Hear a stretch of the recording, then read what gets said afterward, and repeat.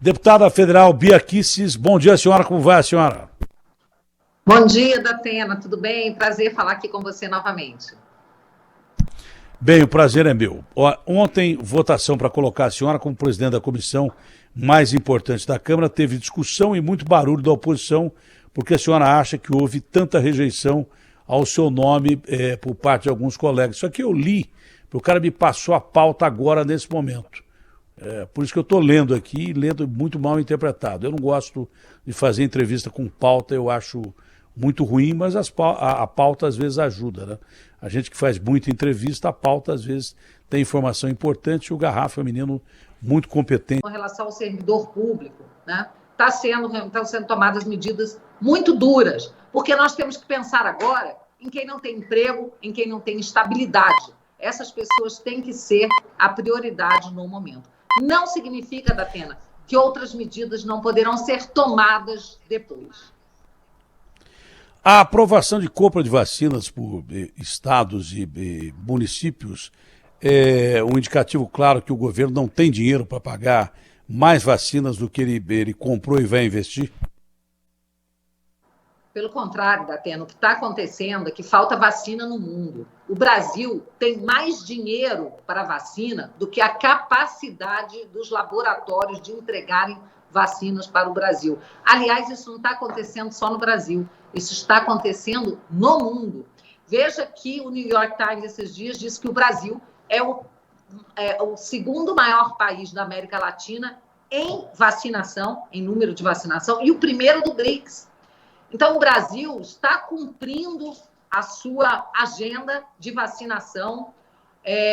Agora, o Brasil também se comprometeu com muitos recursos para a vacina da Pfizer, a Moderna. Então, não é falta de recurso empenhado, é falta de vacina para ser ofertada para o mercado no Brasil e mundialmente. Acabamos de ouvir agora um deputado da base do governo, porque ontem houve comemoração aqui que o PIB de São Paulo foi 0,4% positivo, maior do que o PIB nacional, e houve comemoração quando morreram quase 3 mil pessoas. E o deputado dizia, tem muitos bis aqui guardados, inclusive de dinheiro que vem do governo federal, e o governador não investe isso em ajudar o povo em nada. Foi o que disse um deputado da base, o doutor Olim.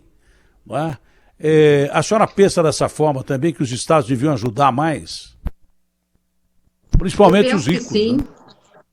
Eu penso que sim, Datena. O que nós estamos vendo grande parte dos recursos que foram enviados da União, do governo federal, que é dinheiro que sai do bolso do contribuinte, né? Vamos dizer, deixar bem claro, que estão sendo enviados para estados e municípios, estão sendo desviados ou usados para outras finalidades.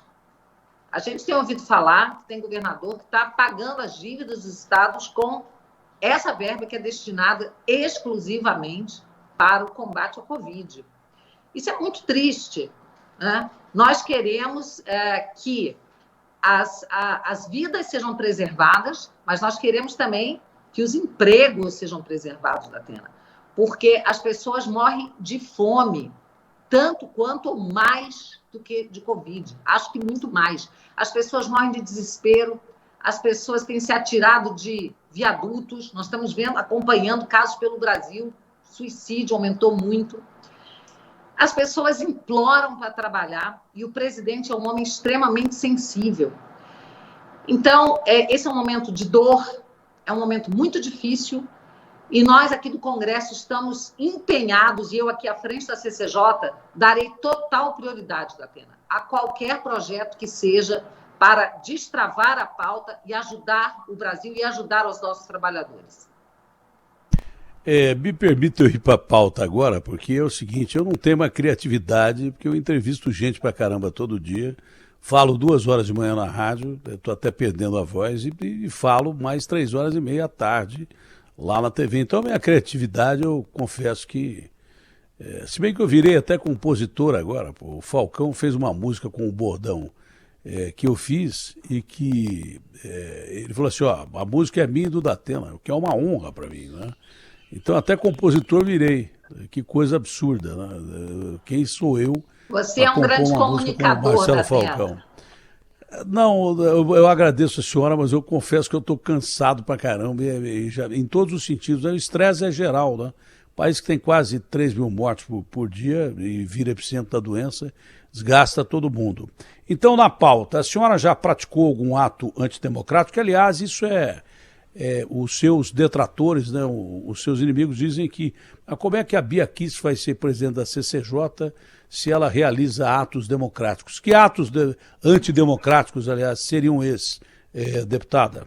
Eu acho que é pegar a bandeira nacional, a bandeira do Brasil, com todo o amor que eu tenho pela minha pátria, e ir para a rua fazer manifestação a favor do governo que nós elegemos, é pedir o respeito às instituições, é pedir que cada instituição trabalhe dentro do quadrante que a Constituição designou a cada um, respeito ao povo, que é o titular de todo o poder, respeito ao Congresso, que é a casa do povo, para que as leis sejam feitas aqui e não no judiciário, respeito ao presidente que foi eleito. Acho que são esses os atos antidemocráticos que eu tenho praticado ao longo aí da minha vida política.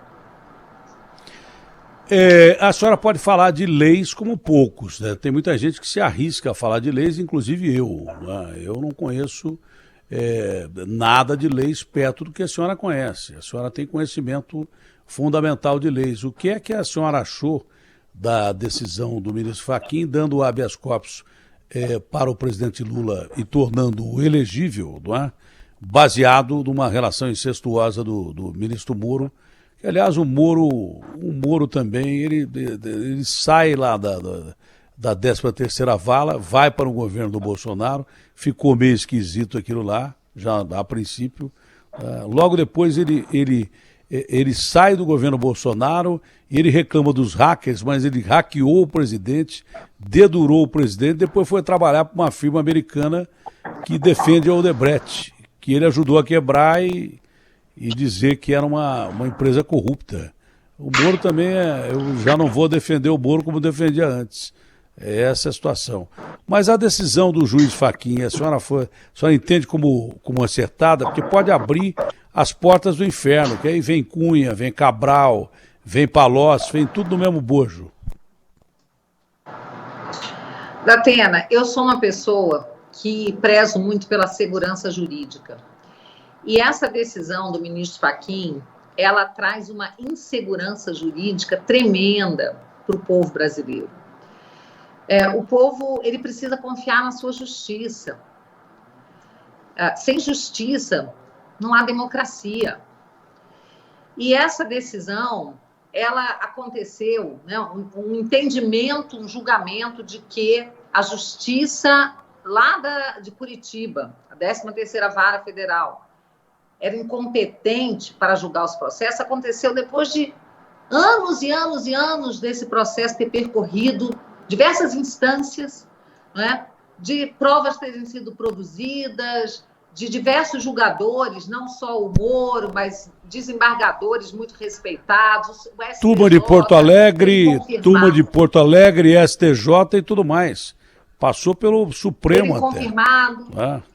Então, no mínimo, é um grande susto ver uma decisão dessa ser tomada, já ao apagar das luzes do processo, quando o povo esperava pelo trânsito em julgado da condenação.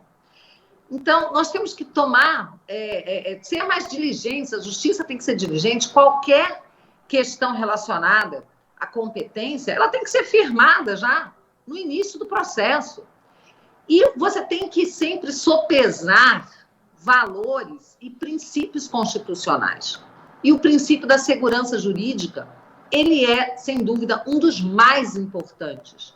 Sem contar que agora o Lula, né, deixa de ser considerado ficha suja, deixa de ser considerado, porque essa decisão não diz que ele não condena, que ele não praticou os crimes, que as condenações não estão corretas. Então, nós temos a convicção de que ele cometeu esses crimes, sim, mas as condenações não têm mais valor e sequer o ato do juiz que recebeu a denúncia, tornando o Lula réu, persiste.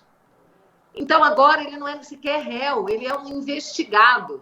E o prazo prescricional, né, ele já pode estar se esgotando, ainda mais diante da idade avançada do Lula.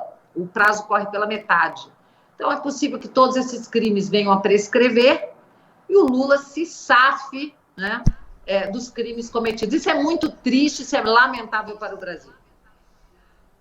Antes disso, a conquista de um estamento jurídico burocrático, que foi considerado importante por todos no país, que era a prisão em segunda instância. Ela foi revogada quase que com a impressão de para tirar o Lula da cadeia naquela época.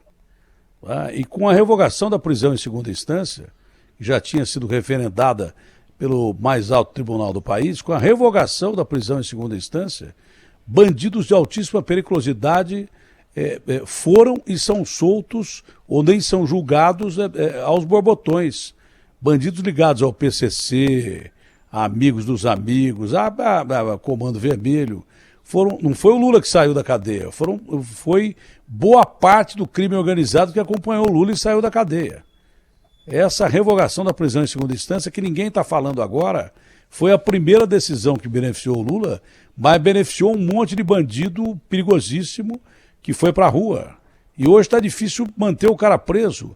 O juiz Marco Aurélio, quando foi perguntado por que ele soltou o André do Rap, um dos maiores traficantes do mundo ligado à máfia italiana, uma coisa que é provada pelos procuradores aqui de São Paulo, ele foi colocado na rua de uma hora para outra, depois de 6 anos de tentativa de prisão, foi preso pelo doutor Fábio Caipira, em Angra dos Reis.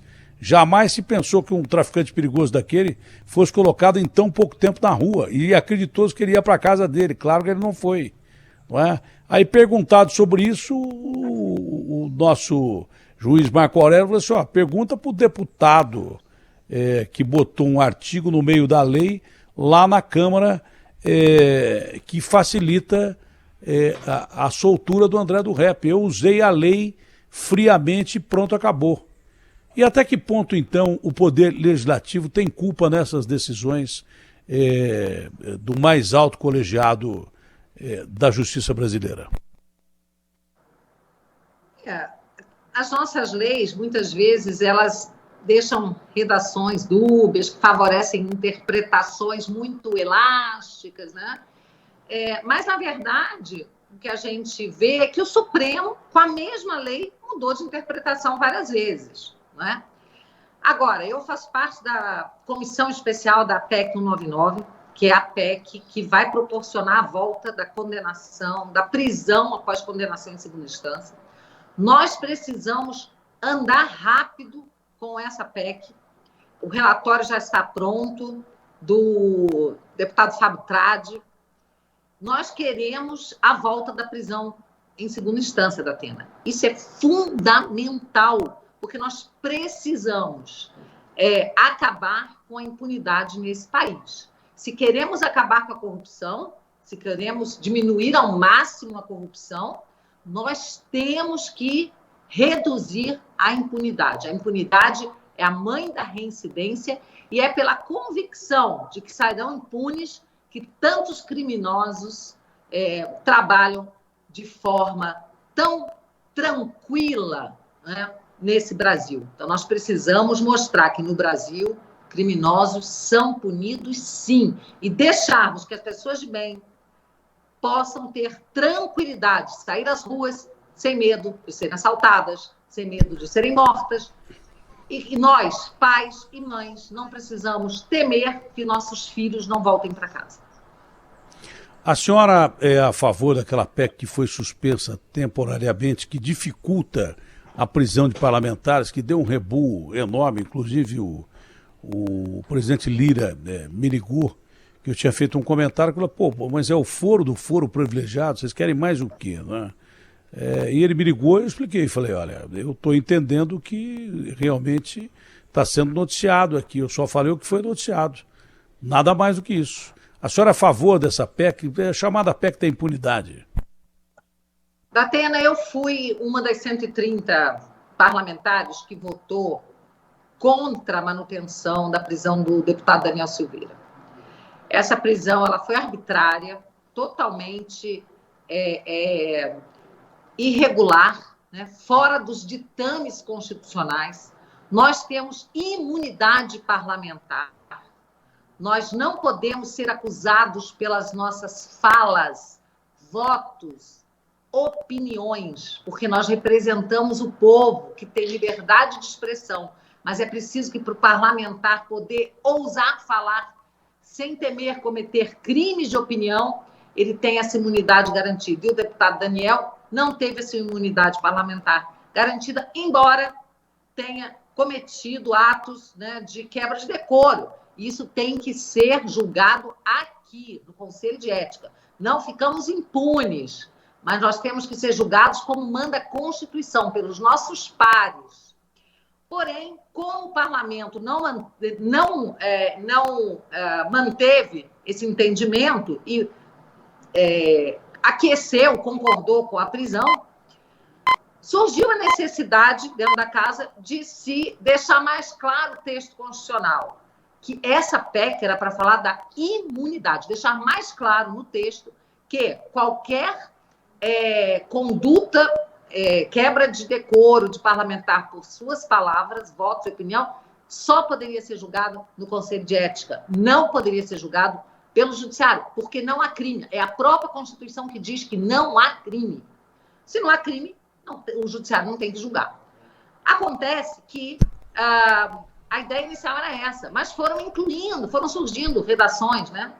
Partidos incluindo aqui, coisa aqui ali, e desvirtuou completamente. Então, foi por isso que, por dar a entender que poderia haver aí impunidade à vista, né, que preferimos parar e mandar para a comissão especial. Tá? Então, eu sou contra o texto que foi apresentado, tá? Fora o texto inicial, que era apenas para garantir a imunidade. Esse eu acho que não seria necessário, porque eu já enxergo na Constituição a imunidade. Mas já que os colegas não entenderam assim, quiseram reforçar o texto constitucional. A senhora entende que tecnicamente está errado, não? Estamos falando tanto em técnica de jurídica, tecnicamente e errado. A senhora considera até que o deputado quebrou o decoro parlamentar, ele extrapolou as funções dele e deveria ser julgado no foro adequado. O foro adequado seria aí no Congresso Brasileiro. É isso que eu entendi. A senhora não está defendendo o que o deputado falou. Atena, a senhora não está defendendo o que o deputado falou, né? Não, a senhora não está defendendo o que o deputado falou. A senhora está defendendo que o foro foi inadequado. Eu defendo o que diz a Constituição. Eu defendo a obediência à Constituição. Se nós quisermos, se o povo brasileiro quiser mudar a regra constitucional, terá que passar pelo parlamento, eleger deputados que pensam de acordo com o que o povo quer e nós mudarmos a Constituição. O que não dá é para a gente fingir que a Constituição diz uma coisa quando ela diz outra. Eu acho que essa história de ideologia, centro-direita, esquerda, extrema-direita, tudo fica em segundo plano quando você é pela Constituição, que é a Carta Magna do país. Eu, quando me pergunto o que eu falo, eu sou pela Constituição e acabou. Pronto, acabou. É isso. Se fazendo cumprir a Constituição, não interessa qual é a minha posição ideológica, você tem que cumprir a Carta Magna do país. E a senhora que é perita em leis deve concordar comigo. Olha, o ministro Gilmar Mendes, inocentou o Jean Willis numa ação de danos morais aberta pela senhora. Como é que a senhora entendeu a decisão do ministro Gilmar? Porque tem aquela história, né? Decisão judicial cumpra-se, mas elas são tão questionáveis ultimamente que você pode até cumprir, tem que cumprir, mas você pode discordar. O que a senhora acha da decisão do ministro Gilmar? Datena, eu ganhei esse processo no Tribunal de Justiça do DF, ganhei no STJ, e o Jean Willis continuou recorrendo, fazendo agravo, perdeu tudo no STJ. Esse recurso já estava há bastante tempo no Supremo, e o ministro Gilmar, ele entendeu que o deputado Jean Willis, à época, tinha imunidade parlamentar, por isso ele poderia me ofender. Eu acho só interessante que, nesse caso, o ministro Gilmar Mendes entendeu pela imunidade parlamentar para afastar o crime.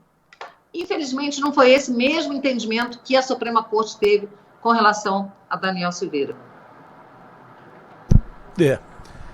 Por isso também que eu perguntei, porque são casos análogos, né? Com decisões diferentes. Né? Eu acho interessante também, eu não sei explicar, a senhora pode explicar à luz da lei e deve ter uma explicação técnica para isso. O ministro Fachin surpreende o Brasil inteiro e dá um habeas corpus para o Lula. Ele estava sentado em cima dessa sentença já há algum tempo. Mas ele, de repente, quando nem os advogados do Lula esperavam, ele dá o habeas corpus ao Lula, porque o Lula até agradeceu o ministro Fachin. No outro dia, levanta-se a suspeição imediata do juiz Moro. E o Fachin vota contra a suspeição. Não é? A senhora pode me explicar tecnicamente se uma coisa é uma coisa e outra coisa é outra coisa? Fica complicado explicar uma coisa que nem eu consigo compreender. Né? O que está acontecendo, qual a motivação ali por trás dessas decisões, eu te confesso que escapa a minha compreensão. A senhora não quer falar muito, aliás, ninguém quer falar. Todo mundo diz a palavra estranho, mas ninguém quer falar, porque ninguém esperava. Nem os advogados do Lula estavam esperando essa decisão. Eu procuro não falar daquilo que eu não entendo. Eu prefiro falar daquilo que eu sei. Eu me pauto por isso. Então, eu te confesso que eu não consigo entender essas decisões. O que é que está por trás? Um dia um julgamento, no outro dia outro. Me parece que o ministro Fachin quis exatamente evitar o julgamento da suspeição do ministro Moro, quis falar da incompetência, mas isso não foi suficiente para o ministro Gilmar deixar de pautar. Então, eu, sinceramente, não entendo o que é que está acontecendo e só lamento que o Lula esteja solto, né, e esteja hoje declarado ficha limpa. Independente de ideologia, o que é que pode significar essa decisão do ministro Fachin em relação aos outros que foram julgados e investigados pela Lava Jato? Pode ser uma reação em cascata. Né? Nós sabemos que isso pode afetar, sim. Como você falou, Datena, muito bem. Eu sempre disse isso, sempre alertei para o que você falou aqui. Quando tiraram a prisão em segunda instância e soltaram o Lula, não soltaram só o Lula, soltaram traficantes, estupradores, homicidas, né? Soltaram líder de organização criminosa. Então, uma coisa levou a outra. Focaram numa pessoa, mas a verdade é que abriram a porteira. O que essa decisão tomada em relação ao Lula pode acarretar, nós iremos acompanhar, talvez, nos próximos meses. Deputada, para encerrar, não é esconder de ninguém que a situação do Brasil é para lá de grave. Né? A gente é um país emergente, tem uma economia forte, mas é um país pobre. Estamos mergulhados numa crise patológica que a gente chora pra caramba os nossos mortos, muito os nossos mortos. Vida não há peça de reposição. E doentes que estão aí sofrendo com falta de ar e famílias que estão sofrendo com esses doentes. Por outro lado, a gente chora gente que está morrendo de fome, gente que não consegue comprar comida no mercado e que não consegue ficar presa dentro de casa e que não consegue cumprir com medidas restritivas. Eu não sei, sinceramente, se eu soubesse, eu falaria, mas me julgo incompetente também nisso, em achar uma solução. Para a senhora, como parlamentar, que ocupa uma posição importante como parlamentar, a visão do parlamentar brasileiro, o que é que o Brasil pode fazer para a gente passar por essa tempestade com um mínimo de perda possível de vidas, ou pelo vírus ou pela fome? Datena, é uma equação bastante complicada isso, e eu acho que a gente precisa ter essa visão, né, de olhar para o contexto de forma macro e não ficar focado apenas na doença. Afinal de contas, a gente chora cada morte, é muito triste, mas no Brasil, quando o presidente Bolsonaro assumiu a presidência, morriam 60 mil brasileiros por morte violenta por ano. E no primeiro ano de governo, caiu esse índice para 40 mil, ou seja, 20 mil vidas de brasileiros poupadas em um ano de governo Bolsonaro. Por quê? Porque o governo Bolsonaro ele valoriza a segurança pública, valoriza a vida, a legítima defesa e tudo isso. Então, há muito tempo que a gente se compadece das mortes. E as mortes por coronavírus também são muito tristes. Mas, como você disse, as mortes por fome, por desespero, fora as doenças mentais que estão aumentando, os psicólogos e psiquiatras têm alertado para a questão também das crianças, né, que não estão indo à escola. Nós estamos criando problemas para os próximos anos e nós não temos noção da gravidade dos problemas que iremos enfrentar em consequência, inclusive da forma como estamos lidando no Brasil e no resto do mundo com o coronavírus. Eu, como parlamentar, eu não tenho a solução para todos os problemas. Por isso, eu me pauto, Datena, no cumprimento da Constituição e eu luto pelas liberdades e garantias individuais. Eu luto pelo respeito às nossas garantias que estão previstas na Constituição. Vários desses decretos que estão sendo assinados, com medidas como lockdown, toque de recolher, elas escapam completamente ao que está no comando constitucional. Isso só poderia ser feito mediante decretação de estado de sítio ou estado de defesa, que são procedimentos complexos, que precisariam da iniciativa do presidente da República, da decretação mediante determinação, deliberação do Congresso Nacional, e nada disso tem sido respeitado. Então, para mim, em momentos de crise, eu acho que nós temos que usar o livrinho verde-amarelo, a nossa Constituição, para ditar as nossas normas. Essas medidas, sem decretar estado de sítio ou emergência, são medidas anticonstitucionais, fora da lei? Absolutamente inconstitucionais, a meu ver. Com respeito a quem pensa diferente, mas eu me pauto pela Constituição e acho que nós não podemos abrir exceções e dizer, não, nesse caso aqui eu não vou usar a Constituição, porque esse caso...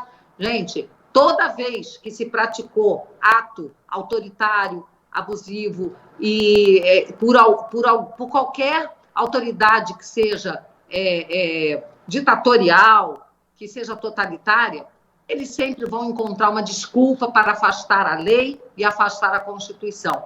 Eu prefiro ficar ali ao lado dos direitos e garantias e só usar as exceções como a Constituição permite. Deputada, foi um prazer, boa sorte, que Deus nos proteja, saúde acima de tudo, um abraço e foi um prazer falar com a senhora. Obrigada, Datena, ótimo dia para você e para todos os seus espectadores. Muito obrigado, a senhora.